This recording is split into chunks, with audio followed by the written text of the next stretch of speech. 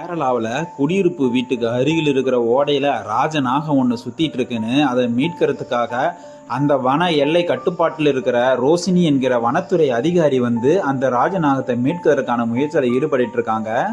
அவங்களுடைய துணிச்சலை நீங்களே பாருங்க. அந்த ராஜநாகத்தோட வாழை பிடிச்சி இழுக்கிறாங்க. அது அப்படியே பின்பக்கமா திரும்பி அவங்க கிட்ட பார்க்குது பாருங்க. இந்த ராஜநாகம் இன்னும் அது கோபத்தை கொண்டு வரலங்க. பொதுவாக ராஜநாகம் 10லிருந்து 18 அடி வரை நீட்டு இருக்குங்க.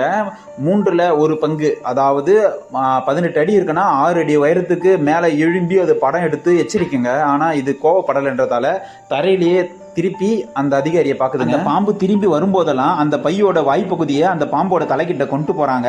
அதுவும் போக மாட்டேன்னு அடம் பிடிச்சி கொத்தி கொத்தி பார்க்குதுங்க. ஒரு வழியாக அது உள்ளே நுழைய ஆரம்பிச்சதும் இவ்வளோ நீட்டு பாம்பு எப்படி இது உள்ளே போகுதுன்னு தானே பார்க்குறீங்க? ஆமாங்க, நாங்களும் அதான் பார்த்துட்டு இருக்கோம்.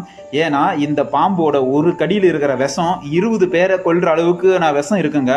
ஒரு ஆசிய ஏனையே 2 மணி நேரத்தில் கொல்ற அளவுக்கான விஷம் இந்த பாம்பு கிட்ட இருக்குதுங்க. சாக்கு பைக்குள்ள ஏதோ விறக போட்டு தள்ளுற மாதிரி தள்ளுறாங்க பாருங்க. பாம்புகள்லயே கூடு கட்டி முட்டையிடுற இந்த ஒரு பாம்பு மட்டும்தாங்க. பாம்புகள் பொதுவா தென்கிழக்கு ஆசிய நாடுகளான இந்தியா, சீனா, மலாய் தீபகற்பம், இந்தோனேஷியா ஆகிய நாடுகளில் காணப்படுகின்ற அடர்ந்த காடுகள், மூங்கில் புதர்கள், நீர்நிலைகள் ஆகிய ஓரங்கள்ல தாங்க இந்த பாம்போட வாழ்விடங்கள். சிரிச்சுக்கிட்டே கூலா இந்த பாம்பை பிடிச்சி முடிச்சிட்டாங்க. திரையில பார்த்துருப்போம். கேரள வனத்துறையில இப்படி ஒரு பெண் சிங்கம் இருக்குதுன்றத இந்த வீடியோவை பார்க்கும்போது தாங்க தெரியுது. நன்றி, வணக்கம்.